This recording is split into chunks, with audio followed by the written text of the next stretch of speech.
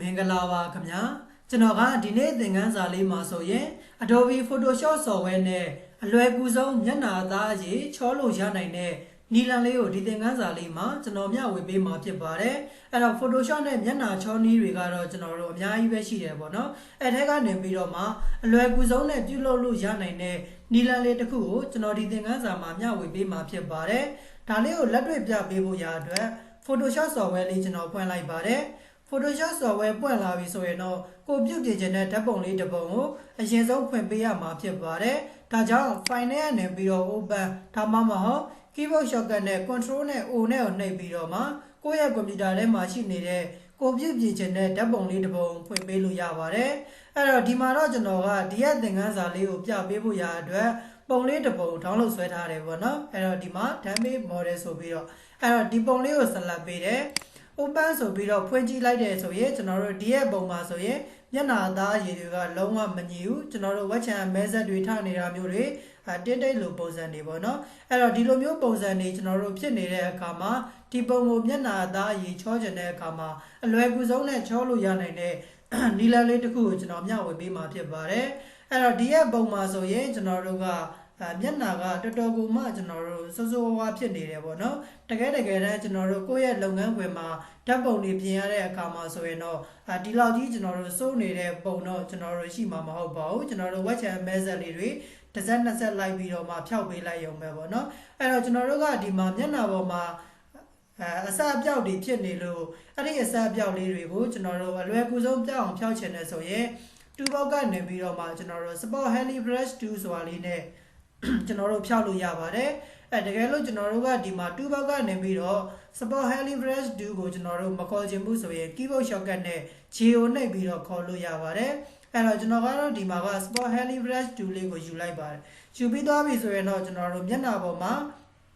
ရှိနေတဲ့အစအပြောက်လေးတွေကိုကျွန်တော်တို့အလွယ်တကူလိုက်ပြီးတော့မှမောက်ရဲ့လက်ကလစ်လေးနဲ့ကလစ်တစ်ချက်နှိပ်ပြီးတော့မှကျွန်တော်တို့လိုက်ပြီးတော့ဖျောက်လိုက်လို့ရပါတယ်အဲ့တော့ဒီမှာကျွန်တော်တို့တော်တော်သိတာနေတဲ့အဆက်အပြောက်လေးတွေဆိုရင်ကျွန်တော်တို့ Spot Heli Brush 2လေးကိုယူပြီးတော့မှအဆက်လေးတွေလိုက်ပြီးတော့ဖျောက်လိုက်မယ်ပေါ့နော်အဲ့တော့ကလစ်တစ်ချက်စီလိုက်ပြီးတော့မှအဆက်လေးတွေပေါ်မှာနှိပ်လိုက်တာနဲ့တပြိုင်နက်ကျွန်တော်တို့ဒီမှာအဆက်အပြောက်လေးတွေပျောက်သွားတာကိုကျွန်တော်တို့တွေ့ရပါလိမ့်မယ်အဲ့တော့ကိုပြုတ်ပြင်ခြင်းတဲ့ဓာတ်ပုံမှာဝက်ချန်မဲဆက်လေးတွေတစ်စက်နှစ်ဆက်ရှိနေတယ်ဆိုရင်တော့ဒီ Spot Heli Brush 2လေးနဲ့ဖယ်ရှားလိုက်တယ်ဆိုရင်ကိုပဲကျွန်တော်တို့တော်တော်လေးအဆင်ပြေသွားတာကိုတွေ့ရပါတယ်เนาะအဲ့တော့ဒီမှာမြင်ကွင်းလေးချဲလိုက်မယ်ဒီရဲ့ကျွန်တော်တို့မျက်နှာမှာရှိနေတဲ့တိတာထင်ရှားနေတဲ့အစအပြောက်လေးတွေကိုကျွန်တော်တို့လိုက်ပြီးတော့မှဖျောက်လိုက်ပါမယ်အဲ့တော့ဒီမှာเนาะအနည်းငယ်ကျွန်တော်တို့လိုက်ပြီးတော့မှဖျောက်မှာပေါ့အဲ့တော့ကျွန်တော်တို့ဒီရဲ့ brush size လေးကိုအကြီးအသေးပြင်ခြင်းလဲဆိုရင် keyboard ကကျွန်တော်တို့ဒေါင်ခွင်းအစလေးဒေါင်ခွင်းအပိတ်လေးနဲ့ကျွန်တော်တို့အကြီးအသေးပြုလုပ်လို့ရတယ်အဲ့တော့ဒေါင်ခွင်းအစလေးကိုနှိပ်ရင်ဒီ brush size လေးကသိသွားမယ်ဒေါင်ခွင်းအပိတ်လေးကိုကျွန်တော်တို့နှိပ်လိုက်တယ်ဆိုရင်တော့ဒီမှာကျွန်တော်တို့ brush size လေးကကြီးသွားမှာဖြစ်ပါတယ်အဲ့တော့အကြီးအသေးကျွန်တော်တို့ကပြင်ခြင်းနဲ့ကိုပြုတ်ပြင်ခြင်းနဲ့ဒီမှာမဲဆက်လေးတွေကိုလိုက်ပြီးတော့ဖျောက်တဲ့အခါမှာ brush size အကြီးအသေးလေးတွေပြုတ်ပြင်ခြင်းနဲ့ဆိုရင်တော့တောင်ခွဲအစတောင်ခွဲအပိတ်လေးနဲ့ကျွန်တော်တို့လိုက်ပြီးတော့မှအကြီးအသေးချိန်ပြီးတော့ပြုလုပ်ပေးလို့ရပါတယ်အဲ့တော့ဒီမှာတော့ကျွန်တော်ကအတက်နိုင်ဆုံးဒီရဲ့အမဲဆက်လေးတွေကိုလိုက်ပြီးတော့ဖျောက်မယ်ပေါ့နော်အဲ့တော့ဒီပုံမှာကကျွန်တော်တို့က Spot Heli Brush 2လေးနဲ့လိုက်ပြီးတော့အမဲဆက်ဖျောက်တာကအနည်းငယ်ပဲဖျောက်လို့ရမယ်ဘာကြောင့်လဲဆိုရင်ဒီရဲ့ပုံမှာကျွန်တော်တို့အမဲဆက်တွေကတိုင်းများနေတာဖြစ်တဲ့အတွက် Spot Heli Brush 2လေးနဲ့ဖျောက်ရုံလောက်နေတော့ကျွန်တော်တို့ဒီပုံရဲ့အနေအထားကအဆင်မပြေတော့ဘူးပေါ့နော်အဲ့တော့ကျွန်တော်တို့ကနောက်ထပ်ကျွန်တော်တို့တစ်ဆင့်ထပ်ပြီးတော့မှပြုလုပ်ပေးဖို့လိုသေးတယ်အဲ့တော့အတက်နိုင်ဆုံးတော့ကျွန်တော်တို့အမဲဆက်လေးတွေကိုပြောင်းအောင်ကျွန်တော်တို့ဖျောက်ပေးခဲ့မယ်ဖျောက်ပြီးသွားလို့မဖြစ်မနေလုံးဝဖျောက်လို့မရတော့တဲ့အနေအထားရောက်သွားပြီပေါ့အဲ့တော့ဒီရဲ့အခြေအနေမှာဆိုရင်ကျွန်တော်အတက်နိုင်ဆုံးတော့အမဲဆက်လေးတွေကို Spot Heli Brush 2လေးနဲ့လိုက်ပြီးတော့မှဖျောက်ခဲ့တယ်ဒါပေမဲ့ကျွန်တော်တို့ဒီပုံမှာတစ်ချက်ကြည့်လိုက်လို့ဆိုရင် Spot Heli Brush 2နဲ့ဖျောက်လို့ရတဲ့အနေအထားကဒီလောက်အနေအထားပဲကျွန်တော်တို့ရတယ်အဲ့တော့ဒီပုံမှာဆိုကျွန်တော်တို့သိပ်ပြီးတော့မှပုံပြင်ရတာစိတ်တိုင်းမကြသေးဘူးဒါကြောင့်ဒီရဲ့ပုံလေးကိုပို့ပြီးတော့မှမျက်နှာလေးချောချောမွတ်မွတ်ဖြစ်သွားအောင်ထပ်ပြီးတော့ပြင်ပေးရမယ်အဲ့တော့ပြင်ပေးဖို့ရာအတွက်လောလောဆယ်ကျွန်တော်တို့ layer ပေါက်လေးမှာမူရဲ layer background လေးပဲကျွန်တော်တို့ရှိသေးတယ်အဲ့တော့ဒီပုံကိုကျွန်တော်တို့ copy ပွားပါမယ် keyboard က control ရဲ့ J ရဲ့နှိပ်ပြီးတော့ layer လေးအသစ်တစ်ခုကျွန်တော်တို့ပွားလိုက်မယ် အဲ့တော့ layer ပွားပြီးသွားပြီဆိုရင်ကျွန်တော်တို့ control G layer ကိုနှစ်ခုလောက်ပွားထားခဲ့လိုက်အဲ့တော့ကျွန်တော်တို့ဒီမှာ layer လေးနှစ်ခုပွားလိုက်တာနဲ့ layer 1 ရဲ့ layer 1 copy ရဆိုပြီးတော့ layer ပေါက်လေးမှာ layer နှစ်ခုတိုးလာတာကိုတွေ့ရတယ်အဲ့တော့ဒီလိုမျိုးလေးကျွန်တော်တို့က layer နှစ်ခုတိုးလာပြီဆိုရင်ကျွန်တော်တို့ဘာလုပ်ပေးရမလဲဆိုတော့ဒီပုံရဲ့ color ကိုပြောင်းပြန်လာလိုက်ပါမယ် keyboard ကနေ control နဲ့ I ကိုနှိပ်လိုက် keyboard ကနေပြီးတော့ control ရဲ့ I ကိုနှိပ်လိုက်တာနဲ့တပြိုင်တည်းပုံကြီးကအခုလိုပုံစံကျွန်တော်တို့ပြောင်းသွားပါလိမ့်မယ်ဒီလိုပုံစံပြောင်းသွားတယ်ဆိုရင်တော့ကျွန်တော်တို့ဒီမှာ layer ပေါက်ရဲ့အပေါ်လေးမှာ color mode change လို့ရတဲ့နေရာလေးမှာ normal ဖြစ်နေလိမ့်မယ်ဒီနေရာလေးမှာကျွန်တော်တို့က vivid light ဆိုတာလေးကိုကျွန်တော်တို့ရွေးပေးခဲ့လို့ဆိုရင်ပုံကဒီပုံစံအနေထားပြောင်းသွားတာကိုတွေ့ရပါလိမ့်မယ်အဲ့တော့ဒီလိုလေးပြောင်းသွားပြီဆိုရင်တော့ကျွန်တော်တို့ filter menu တွေကနေပြီးတော့မှ other ဆိုတဲ့ထဲကိုသွားမယ် height pad လေးကျွန်တော်တို့ထည့်လိုက်အဲ့တော့ height pad ထည့်တဲ့အချိန်မှာကျွန်တော်တို့က layer ရဲ့ color ကိုပြောင်းပြန်လှန်ထားတာဖြစ်တဲ့အတွက် height pad ထည့်တဲ့အခါမှာလည်းကျွန်တော်တို့ဒီမှာပြောင်းပြန်အနေထားလေးသူကဖြစ်နေလိမ့်မယ်အဲ့တော့ကျွန်တော်တို့ဒီပုံမှာကိုကမျက်နှာသားရည်ကိုဘလောက်အနေထားမှာချောချင်တာလဲကိုချောမွတ်ချင်တဲ့အနေထားလောက်လေးမှာထားလိုက်အဲ့တော့ဒီဟာကကျွန်တော်တို့ setting ကဘလောက်ထားပေးပါဆိုပြီးတော့အတိအကျပြောပေးလို့မရဘူးကိုပြုတ်ပြင်မဲ့ဓာတ်ပုံနဲ့ကိုက်ညီမှုရှိတဲ့ setting လေးကိုကျွန်တော်တို့ချိန်ပေးရမယ်အဲ့တော့ကျွန်တော်ကဒီအနေထားလောက်လေးဆိုရင်အဆင်ပြေပြီဖြစ်တဲ့အတွက်ဒီလောက်အနေထားလေးထားလိုက်မယ် okay နေလိုက်ဒါဆိုရင်ပုံကဒီအနေထားလေးတော့ကျွန်တော်တို့ရသွားပြီအဲ့တော့ဒီပုံစံတိုင်းလေးရသွားပြီဆိုရင်နောက်ထပ်ကျွန်တော်တို့ထပ်ပြီးတော့လုပ်ပါမယ် filter menu တွေကနေပြီးတော့ blur တွေကိုဝင်မယ် Gaussian blur နဲ့ကျွန်တော်တို့မှုံဝါးပြလိုက်မယ်ပေါ့နော်အဲ့တော့ဝါးတဲ့အခါမှာကျွန်တော်တို့က color ကိုပြောင်းပြန်လုပ်ထားတာဖြစ်တဲ့အတွက်ကျွန်တော်တို့ဒီရဲ့ blur setting မှာလည်းသူကပြောင်းပြန်ဝင်နေပါလိမ့်မယ်အဲ့တော့ပုံမှန်တိုင်းကျွန်တော်တို့ကဒီဘက်ကိုဆွဲရဲဆိုရင်ပုံကဝါးသွားရမယ်ဒါပေမဲ့ကျွန်တော်တို့က color ကိုပြောင်းပြန်လှန်ပေးထားတဲ့အတွက်ဒီဘက်ကိုဆွဲရင်ပုံကပို့ပြီးတော့ကြည်လင်လာမယ်ဒီဘက်ကိုဆွဲလို့ဆိုရင်ကျွန်တော်တို့ပုံလေးကနည်းနည်းလေးပုံဝါးလာတာကိုတွေ့ရတယ်အဲ့တော့ကျွန်တော်တို့ကတော့ဒီမှာဒီအနေထားလောက်လေးဆိုရင်တော်တော်လေးအဆင်ပြေပြီပေါ့နော်အဲ့တော့ဒါကြောင့် okay နှိပ်လိုက်ပါမယ်နှိပ်ပြီးသွားပြီဆိုရင်ဒီပုံကိုကျွန်တော်တို့ကheight pad ထည့်ခဲ့တယ်ဗလားနဲ့ကျွန်တော်တို့မျက်နှာလေးကိုမှုံဝါးခဲ့လိုက်တယ်ဒါပေမဲ့ကျွန်တော်တို့လိုချင်တာကမျက်နှာလေးပဲလိုချင်တယ်ဒီမှာကျွန်တော်တို့ကြည့်လိုက်လို့ဆိုရင်သပင်းလေးပါကျွန်တော်တို့မှုံဝါးသွားတာကိုတွေ့ရတယ် height pad တွေထည့်လိုက်တာကိုတွေ့ရတယ်အဲ့တော့ဒီပုံစံအနေထားအရာကျွန်တော်တို့အဆင်မပြေဘူးပေါ့နော်အဲ့တော့အဆင်မပြေတဲ့အတွက်ဒီရဲ့ layer လေးကိုကျွန်တော်တို့က layer matte လေးအုပ်ခဲ့ပါမယ် layer ပေါက်ရဲ့အောက်လေးမှာ add layer matte ဆိုတာလေးရှိတယ်သူ့ကို click တစ်ချက်နဲ့ layer matte လေးအုပ်ခဲ့ပေးလိုက်ပါမယ် layer matte အောက်ပြီးသွားပြီဆိုရင်တော့ color ကိုကျွန်တော်တို့မူလပုံစံအတိုင်းပြန်ပြီးတော့ထားပါမယ် control နဲ့ I ထပ်ပြီးတော့မှနှိပ်ပေးလိုက် control I ကိုနှိပ်လိုက်တာနဲ့တပြိုင်တည်းကျွန်တော်တို့ဒီမှာတစ်ချက်ကြည့်လိုက်မယ်ကျွန်တော်တို့သပင်းလေးမှာမူရင်းပုံစံအနေထားအရကျွန်တော်တို့ရောက်သွားတယ်မူရင်းဓာတ်ပုံလေးအတိုင်းပဲကျွန်တော်တို့ပြန်ပြီးတော့ဖြစ်သွားတယ်ဒီမှာကျွန်တော်တို့က layer matte လေးအုပ်ပြီးသွားပြီပေါ့နော်အဲ့တော့ layer matte အုပ်ပြီးသွားတဲ့အချိန်မှာကျွန်တော်တို့ကမျက်နှာနေရာလေးကြည့်ပဲတီးသက်ချောချင်တာဖြစ်တဲ့အတွက် keyboard ကနေပြီးတော့ video နှိပ်ပြီးတော့မှ brush tool လေးကိုခေါ်လိုက်လို့ရတယ်အဲ့တော့ဒီမှာတော့ကျွန်တော်တို့လုပ်ပေးရမယ့်အဆင့်လေးတွေမှတ်ထားရမယ့်အဆင့်လေးတွေကနည်းနည်းလေးများတာဖြစ်တဲ့အတွက်တစ်ဆင့်ချင်းလိုက်ပြီးတော့မှနားလည်အောင်ပြုလုပ်ပေးဖို့တော့လိုတယ်เนาะအဲ့တော့ဘာလုပ်ပြီးရင်ဘာလုပ်ပါဆိုတာလည်းကျွန်တော်တို့ဒီပုံစံလေးတွေလုပ်ရင်ဒါမျိုးလေးတွေဖြစ်သွားတယ်ဆိုတဲ့ဟာလေးတွေကိုကျွန်တော်တို့ကောင်းကောင်းလေးနားလည်ထားဖို့လိုတယ်တေချာလေးမှတ်ထားပေးဖို့လိုတယ်အဲ့တော့ကျွန်တော်တို့ကဒီပုံကိုပြန်ပြောပြရရင်အရင်ဆုံး color ကိုပြောင်းပြန်လှန်ပြီးတော့မှသူ့ကို height pad တွေထည့်ခဲ့တယ်ဗလားတွေလုပ်ခဲ့တယ်ဗလားလုပ်ပြီးသွားပြီဆိုမှ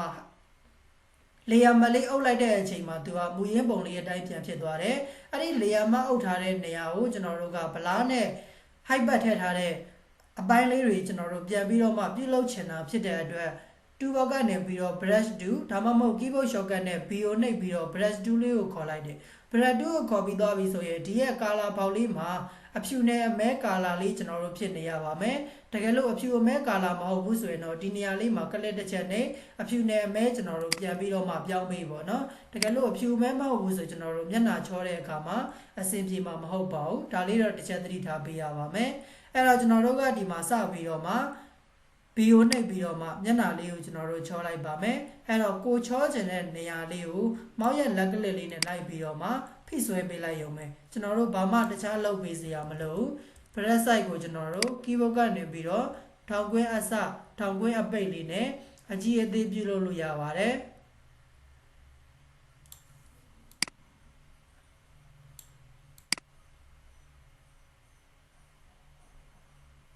အဲ့တော့အခုဒီမှာဆိုရင်ကျွန်တော်တို့ဒီရဲ့ဓာတ်ပုံလေးကိုနည်းနည်းလေးကျွန်တော်တို့လိုက်ပြီးတော့မှမျက်နှာလေးပေါ်မှာပုတ်ပေးလိုက်မယ်ပေါ့နော်အဲ့တော့ပုတ်လိုက်တဲ့အချိန်မှာကျွန်တော်တို့အစောနောက်ကဗလားထည့်ထားတဲ့အနေအထား height ထည့်ထားတဲ့အနေအထားလေးကိုကျွန်တော်တို့ပြန်လည်ပြီးတော့ရောက်ရှိသွားမှာဖြစ်ပါတယ်အဲ့တော့ဒီရဲ့နီလန်းလေးကိုအသုံးပြုပြီးတော့ကိုပြုတ်ပြင်မဲ့ဓာတ်ပုံမှာကျွန်တော်တို့မျက်နှာအသားအရည်တွေကိုအလွယ်ကူဆုံးနဲ့ကျွန်တော်တို့ချောလို့ရပါတယ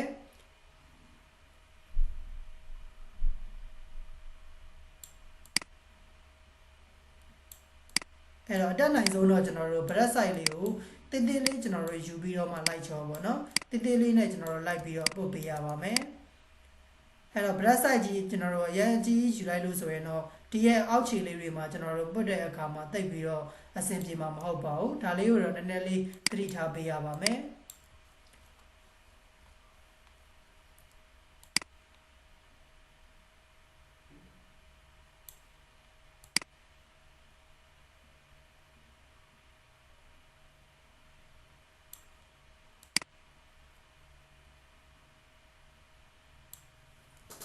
အဲ့တော့အခုဒါဆိုရင်ကျွန်တော်တို့ဒီပုံအနေထားအရာဆိုရင်ကျွန်တော်တို့မူရင်းပုံနဲ့သွားပြီးတော့ရှင်ကြည့်လိုက်တဲ့အခါမှာဆိုရင်တော်တော်လေးကျွန်တော်တို့သိတာနေတာကိုတွေ့ရပါလိမ့်မယ်အဲ့တော့ဒီပုံလေးနှစ်ပုံကကျွန်တော်တို့ပြင်ထားတဲ့ပုံဒါကကျွန်တော်တို့မူရင်းပုံလေးပေါ့နော်အဲ့တော့မူရင်းပုံမှာဥမာဒီပုံကကျွန်တော်တို့ sport helipad တူလေးနဲ့အဆက်အပြောက်တွေဖြောက်ခဲ့ပြီးသားပုံမှာတကယ်မူရင်းပုံနဲ့သွားပြီးတော့ရှင်လိုက်တယ်ဆိုရင်တော့ကျွန်တော်တို့အရန်ကိုမှသိတာပြောင်းလဲနေပြီဖြစ်ပါတယ်အဲ့တော့ကိုယ်စိတ်တိုင်းကြလေးဖြစ်ပြီဆိုရင်တော့အပေါ်က copy ပွားထားတဲ့ layer လေးနှစ်ခုကိုကျွန်တော်တို့ select လေးပေးလိုက်ပါမယ် control လက်က V select လေးပေးလိုက်ပါမယ် click တစ်ချက်နှိပ် select ပေးပြီးတော့မှသူတို့ layer နှစ်ခုကိုပေါင်းလိုက်ပါမယ် control E ကိုနှိပ်ပြီးတော့ layer ပေါင်းလိုက်မယ်အဲ့တော့ပေါင်းပြီးသွားပြီဆိုရင်ဒီပုံကိုကျွန်တော်တို့ထပ်ပြီးတော့မှ filter တွေကနေပြီးတော့အားသာ height လေးကျွန်တော်တို့ထပ်ပြီးတော့ထည့်ချင်တယ်ဆိုရင်ကျွန်တော်တို့ထည့်လိုက်လို့ရပါတယ်အဲ့တော့ height မထည့်ခင်မှာအရင်ဆုံး control နဲ့ J နဲ့ထပ်ပြီးတော့ပွားပေးထားပါတော့ပွားပြီးသွားပြီဆိုရင်တော့ color mode မှာ over လေးကိုပြောင်းပေးထားပါမယ်ပြီးရင်တော့ဒီမှာကျွန်တော်တို့ color opacity မှာအရောင်လေးနည်းနည်းလေးလျှော့လိုက်ပါမယ်လျှော့ပြီးသွားပြီဆိုရင်တော့ filter တွေကနေပြီးတော့အားသာ height လေးကျွန်တော်တို့ထည့်လိုက်ပါမယ်နည်းနည်းလေးကျွန်တော်တို့ပို့ပြီးတော့မှထင်းသွားအောင်လုပ်ပါအဲ့တော့ height လေးထည့်လိုက်မယ် height ထည့်ပြီးသွားပြီဆိုရင်တော့ဒီပုံနှစ်ခုကိုကျွန်တော်တို့ဆက်လက်ပေး control E နဲ့ပြန်ပြီးတော့မှ layer တစ်ခုတည်းအနေနဲ့ပေါင်းထည့်လိုက်ပါတယ်ပေါင်းပြီးသွားပြီဆိုရင်တော့ဒီပုံကိုကျွန်တော်တို့ကထပ်ပြီးတော့မှတိထပ်ပို့ပြီးတော့ကြည်လင်ပြတ်သားမှုအားကောင်းအောင်လုပ်ချင်တာဖြစ်တဲ့အတွက် filter တွေကနေပြီးတော့ sharpen နဲ့ကိုသွားပါမယ် enhance mask ဆိုတဲ့ထဲကိုဝင်ပြီးတော့မှပုံရဲ့ကြည်လင်ပြတ်သားမှုအားကောင်းအောင်ပို့ပြီးတော့မှပြုလုပ်လို့ရပါတယ်အဲ့တော့ဒါလေးတွေမှာကျွန်တော်တို့အနည်းငယ်အတိုးအလျှော့လေးတွေလိုက်ပြီးတော့မှချိန်ပေးလို့ရတယ်ပေါ့နော်ကိုယ့်ရဲ့ပုံမှာဘလောက်အနေထားလေးနဲ့ကျွန်တော်တို့အဆင်ပြေလဲကိုကြိုက်နဲ့တက်တဲ့အနေထားလေးတွေလို့ကိုကြိုက်တဲ့အနေထားရောက်သွားပြီဆိုရင်တော့ okay နှိပ်ပေးလိုက်ပါမယ်ဒါဆိုရင်တော့ပုံလေးကအစောနာထက်ပို့ပြီးတော့မှကြည်လင်ပြတ်သားမှုပို့ပြီးတော့အားကောင်းလာမှာဖြစ်ပါတယ်အဲ့တော့ဒီပုံစံအနေထားကိုမှမကြိုက်သေးဘူးထပ်ပြီးတော့ပြင်ချင်တယ်ဆိုရင် filter တွေကနေပြီးတော့ noise ထဲကနေ unnoise ဆိုတဲ့ထဲမှာကျွန်တော်တို့မျက်နှာကလုံးဝချောမွတ်သွားတဲ့အနေထားကနေပြီးတော့မှကျွန်တော်တို့ပြုတ်လေးတွေပြန်ပြီးတော့ထားခြင်းနဲ့ဆိုရင်တော့ဒီမှာ unnoise ဆိုတာလေးထပ်ပြီးတော့မှကျွန်တော်တို့ထည့်ခဲ့လို့ရပါတယ